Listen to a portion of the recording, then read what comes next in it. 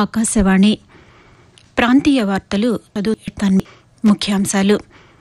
దేశ స్వతంత్ర పోరాట స్ఫూర్తికి ప్రతీక వందే మాతరం గీతమని ఆంధ్రప్రదేశ్ ముఖ్యమంత్రి నారా చంద్రబాబు నాయుడు పేర్కొన్నారు. ఆంధ్రప్రదేశ్ను పారిశ్రామికంగా అభివృద్ది చేసే దిశగా 1,01,899 కోట్ల రూపాయల పెట్టుబడులకు రాష్ట్ర స్థాయి పెట్టుబడుల ప్రోత్సాహక బోర్డు ఆమోదం తెలిపింది. తుపాను కారణంగా నష్టపోయిన ప్రతి ఒక్కరిని ప్రభుత్వం ఆదుకుంటుందని ఆంధ్రప్రదేశ్ రాష్ట్ర గృహ నిర్మాణ శాఖ మంత్రి కొలుసు పార్థసారథి అన్నారు. కృష్ణా జిల్లా మచిలీపట్నం నగర అభివృద్దికి ప్రణాళికలు రూపొందించి దశల వారీగా పనులు చేపడుతున్నామని ఆంధ్రప్రదేశ్ రాష్ట్ర గనులు భూగర్భ వనరుల శాఖ మంత్రి కొల్లు రవీంద్ర వెల్లడించారు.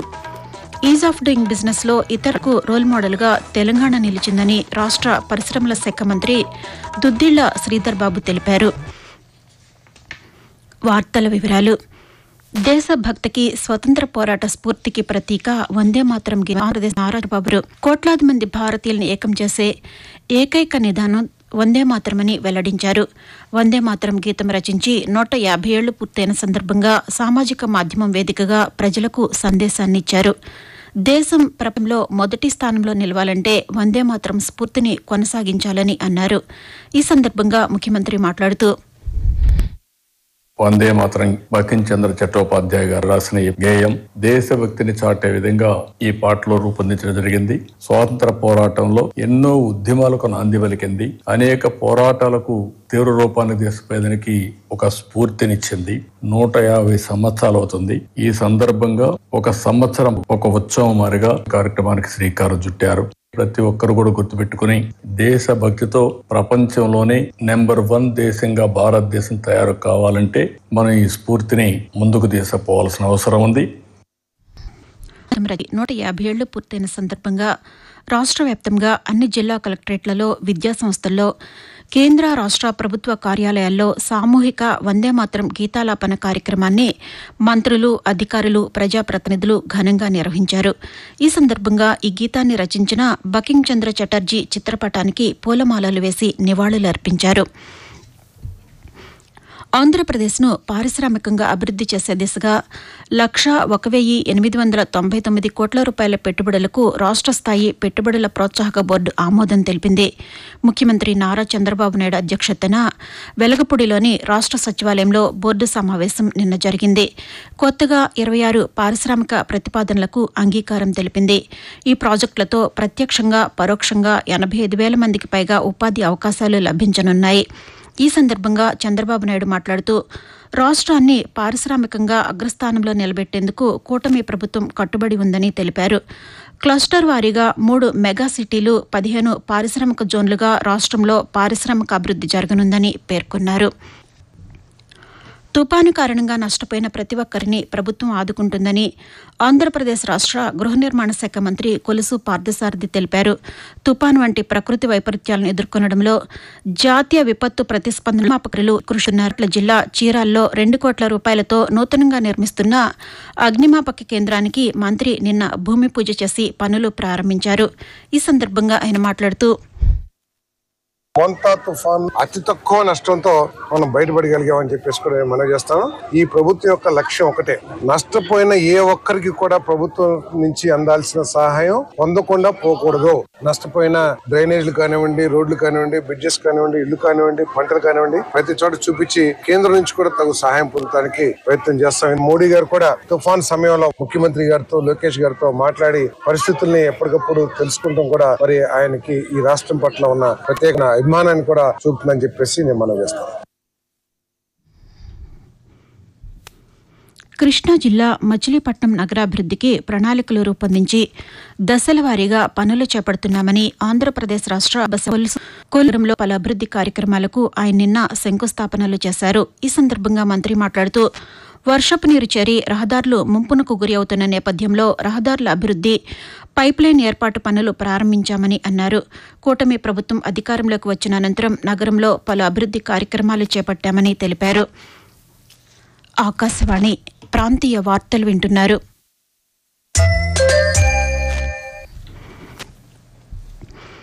ఈజ్ ఆఫ్ డూయింగ్ బిజినెస్లో ఇతర రాష్ట్రాలకు రోల్ మోడల్గా తెలంగాణ నిలిచిందని రాష్ట్ర పరిశ్రమల శాఖ మంత్రి దుద్దిళ్ల శ్రీధర్ బాబు తెలిపారు.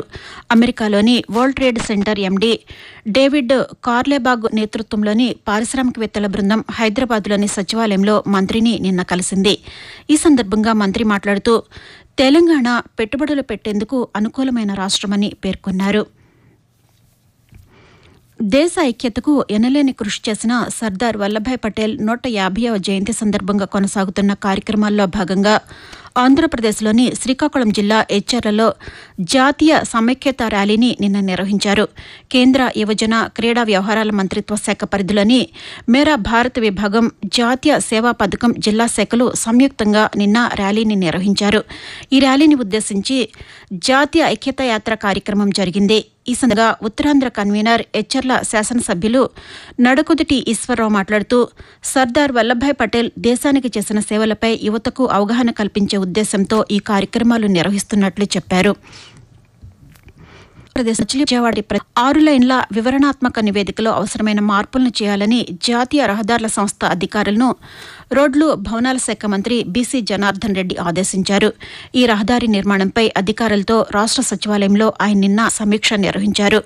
ప్రతిపాదిత వివరణాత్మక నివేదికలో బెంజ్ సర్కిల్ నుంచి భవిష్యత్తులో నిర్మించనున్న ఔటర్ రింగ్ రోడ్డు వరకు ఎటువంటి పైవంతెనల ప్రస్తావన లేకపోవడంపై మంత్రి అభ్యంతరం వ్యక్తం చేశారు. స్థానికంగా ప్రజాప్రతినిధులు కలెక్టర్ నుంచి వచ్చిన ప్రతిపాదనను పరిశీలించాలని అధికారులను మంత్రి ఆదేశించారు. తత్వవేత్త, సంగీతకారుడు, స్వరకర్త భక్త కనకదాస జయంతి ఈరోజు. కర్ణాటక సంగీతం కోసం కన్నడ రచన ప్రాచారు. వేరి జిల్లా బాదా గ్రామంలో బీరప్ప బాచమ్మ దంపతులకు కనకదాసు 1509లో జన్మించారు. ఆస్ట్రేలియా పర్యటనలో ఉన్న భారత క్రికెట్ జట్టు టీ20లో భాగంగా 5వ మ్యాచ్ ఆస్ట్రేలియాలోని బ్రిస్బెన్ నగరం గాబా స్టేడియంలో ఈరోజు జరగనుంది. ఈ మ్యాచ్లో భారత జట్టు ఆస్ట్రేలియా జట్టుతో పోటీ పడనుంది. స్థానిక కాలమానం ప్రకారం ఈరోజు సాయంకాలం 6:15 ప్రారంభమవుతుంది. వాతావరణం. దక్షిణ అంతర కర్ణాటక, దాని పరిసర ప్రాంతాల్లో సగటు సముద్ర మట్టానికి 3.1 కిలోమీటర్ల ఎత్తులో ఉపరితల ఆవర్తనం కొనసాగుతోందని అమరావతిలోని భారత వాతావరణ కేంద్రం తెలిపింది. దీని ఫలితంగా ఆంధ్రప్రదేశ్లోని ఉత్తర కోస్తా, యానాముల్లో ఈరోజు రేపు తేలికపాటి నుంచి మోస్తరు వర్షాలు లేదా జల్లులు 1 లేదా 2 చోట్ల కురిసే అవకాశం ఉందని అమరావతి వాతావరణ కేంద్రం మధ్య ఋతుపవనంలో ఉత్తర మరియు వాయువ్య దిశగా గాలులు వీస్తున్నాయి. ఉత్తర కోస్తా ఆంధ్రప్రదేశ్ మరియు యానాం, దక్షిణ కోస్తా ఆంధ్రప్రదేశ్ మరియు రాయలసీమలో ఈ రోజు తేలికపాటి నుండి మోస్తారు వర్షాలు లేదా జల్లులు 1 లేదా 2 చోట్ల కురిసే అవకాశం ఉంది. ఇచ్చినటువంటి 24 గంటల్లో రాష్ట్రంలో నమోదైనటువంటి కొన్ని వర్షపాత వివరాలు: నెల్లూరు జిల్లా రాపూర్లో 2 సెంటీమీటర్లు గాను, రాయలసీమ చిత్తూరు జిల్లా చిత్తూరులో 5 సెంటీమీటర్లు గాను, తిరుపతి జిల్లా పాకలాలో 3 సెంటీమీటర్లుగా నమోదైనవి. తెలంగాణలోనూ రానున్న 2 రోజుల పాటు పలు జిల్లాల్లో తేలికపాటి వర్షాలు, కొన్ని ప్రాంతాల్లో మోస్తరు వర్షాలు కురిసే అవకాశం ఉందని హైదరాబాద్ వాతావరణ కేంద్రం తెలిపింది. ప్రాంతీయ వార్తలు ముగించే ముందు ముఖ్యాంశాలు మరొకసారి. దేశభక్తికి, స్వతంత్ర పోరాట స్ఫూర్తికి ప్రతీక వందే మాతరం గీతమని ఆంధ్రప్రదేశ్ ముఖ్యమంత్రి నారా చంద్రబాబు నాయుడు పేర్కొన్నారు. ఆంధ్రప్రదేశ్ను పారిశ్రామికంగా అభివృద్ధి చేసే దిశగా 1,01,899 కోట్ల రూపాయల పెట్టుబడులకు రాష్ట్ర స్థాయి పెట్టుబడుల ప్రోత్సాహక బోర్డు ఆమోదం తెలిపింది. తుపాను కారణంగా నష్టపోయిన ప్రతి ఒక్కరిని ప్రభుత్వం ఆదుకుంటుందని ఆంధ్రప్రదేశ్ రాష్ట్ర గృహ నిర్మాణ శాఖ మంత్రి కొలుసు పార్థసారథి అన్నారు. ఈజ్ ఆఫ్ డూయింగ్ బిజినెస్లో ఇతర రాష్ట్రాలకు రోల్ మోడల్గా తెలంగాణ నిలిచిందని రాష్ట్ర పరిశ్రమల శాఖ మంత్రి దుద్దిళ్ల శ్రీధర్ బాబు తెలిపారు. సమాప్తం. తిరిగి 7:05 జాతీయ వార్తలు వింటారు.